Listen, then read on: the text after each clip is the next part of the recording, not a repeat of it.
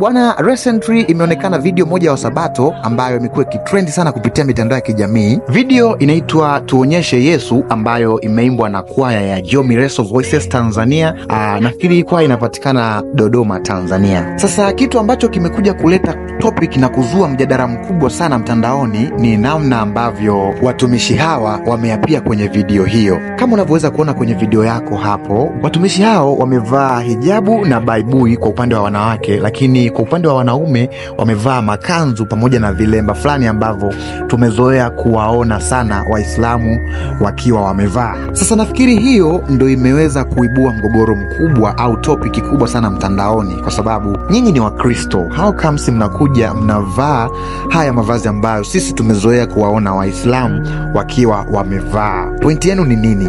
Right. Kumekuwa kuna comment nyingi sana kutoka upande wa pili, nazungumzia wenzetu sasa Waislamu, ambapo imeonekana kama vazi hili halijatendewa ipasavyo. Sasa maswali na sintofahamu ambazo zimebakia kwa watu wengi ni kwamba kwa nini Wasabato kuvaa vazi hilo ionekane sio sawa, lakini pia kuna uhusiano gani kati ya vazi la hijabu pamoja na baibui na kanzu pamoja na vile vilemba ambavyo ndugu zetu wanavivaa pamoja na dini ya Uislamu? Sasa leo nimekuletea uchambuzi wa kina kabisa ambapo utaweza kuelewa kwa nini hawa watu wanafanya hivi. Let's go.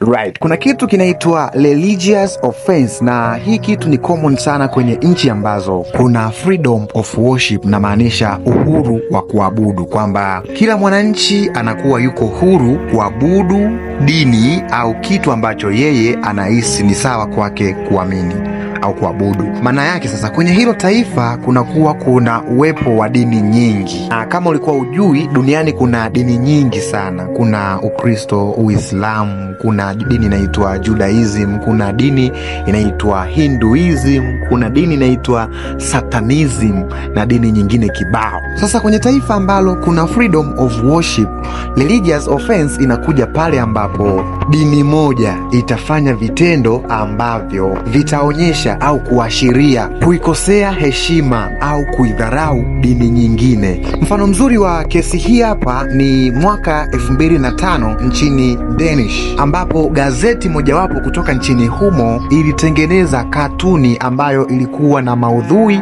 ikimwonyesha Mtume Muhammad. Na swala hili lilileta shida kubwa sana nchini humo sasa, ambapo wafuasi wa dini hiyo waliweza kuandamana kwa misingi kwamba dini yao imedharauliwa. Kwa hiyo sasa, kwa maelezo hayo, kumbe iko mipaka kwamba abudu na uamini kile ambacho wewe unaona ni sawa kuamini, lakini tu usimvunjie heshima wala kudharau kitu ambacho mwenzako anakifanya au kukiamini. Na hapa ndo tunakuja kupata starting point sasa kwa hawa ndugu zetu Jomireso. Wao walichokifanya ni kuvaa tu hilo vazi la hijabu pamoja na baibui, ambayo ni mavazi ambayo tumezoea kuwaona Waislamu wakivaa. Na kwa Waislamu vazi hilo limeelekezwa na sheria ya dini kabisa. Mustafa Amin kwenye kitabu chake ambacho kinaitwa Mwanamke na Hijabu ametolea ufafanuzi mkubwa sana juu ya mwanamke wa Kiislamu pamoja na kuvaa hijabu na mavazi ambayo yanaufunika mwili wake au yanausitiri mwili wake. Katika ukurasa wa 4 wa kitabu hicho, Mustafa Amini anasema kwamba dini ya Uislamu ni seti ya mambo ya kufanya na kutokufanya, kwa maana kwamba yapo mambo ambayo Mwenyezi Mungu ametuagiza tuyafanye na pia yapo mambo ambayo Mwenyezi Mungu ametuagiza tusiyafanye. Kwenye ukurasa huo huo, Mustafa ameendelea kusema kwamba ukifanya yale mambo ambayo Mungu ametuelekeza kuyafanya, that means utakuwa umempendeza Mwenyezi Mungu na pia utakuwa karibu na Mwenyezi Mungu. Sasa tunampendeza vipi Mwenyezi Mungu? Ni pamoja na kushika neno lake pamoja na kutii amri zake, ambapo moja kati ya amri zake sasa ni mwanamke kuvaa hijabu pamoja na mavazi ambayo yanamsitiri.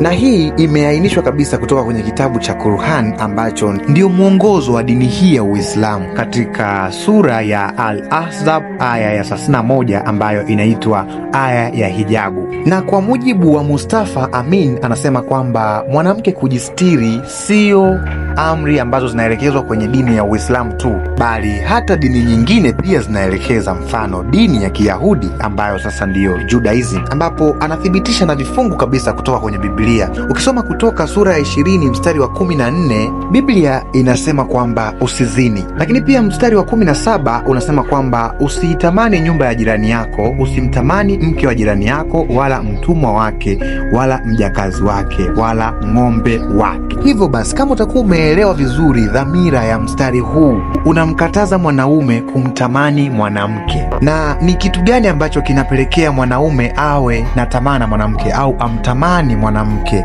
Ni kulingana na jinsi mwanamke alivyoumbwa. Hivyo basi, ili kujitenga na dhambi, ni lazima mwanamke ajisitiri, afiche hayo maungo yake, ili mwanaume asipate kuingia kwenye mitego ya dhambi. Kwa hiyo sasa, kumbe hata Wakristo nao pia Biblia inawaelekeza wajisitiri. Kwa hiyo Jomireso ambacho wamekifanya kwenye video yao ya tuonyeshe Yesu ni kitu ambacho kipo kabisa kibiblia, na hakuna offense yoyote kama vile watu walivyokuwa wakifikiria mwanzo.